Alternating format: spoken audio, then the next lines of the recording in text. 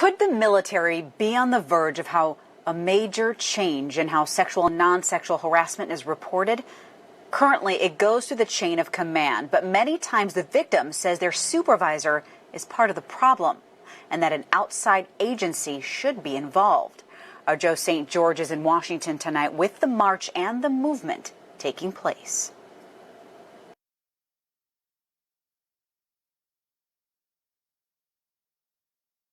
What happens on military bases in this country can be very much a secret. The military has their own rules, conducts their own investigations, and procedure is usually based on precedent. Say her name! Vanessa! But in Washington, an effort to change the military with a march on the National Mall in memory of Army Specialist IamVanessaGuillen. Guillen went missing in April from Fort Hood in Texas. Her body was found in June, and while we still don't know much about the case, Army investigators have said Guillen may have faced non-sexual harassment prior to her death. I'm here for VanessaGuillen! Guillen's sister, as well as her mother, traveling from Texas to lead an effort to change how the armed forces handles harassment. Current military harassment policy requires victims of harassment to report it to a military supervisor, such as a commanding officer. A bill in Congress would allow victims to go to a third-party investigator instead. Crystal Romero is retired from the military and says going to your commanding officer makes no sense. Sometimes they're part of the problem.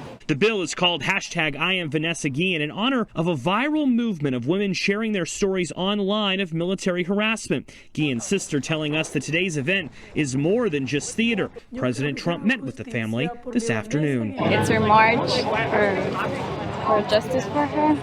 Now, while this piece of legislation does have bipartisan support, it's unclear if Congress will make it a priority. They're trying to pass another stimulus package, and there's only 95 days before the election. In Washington, I'm Joe St. George.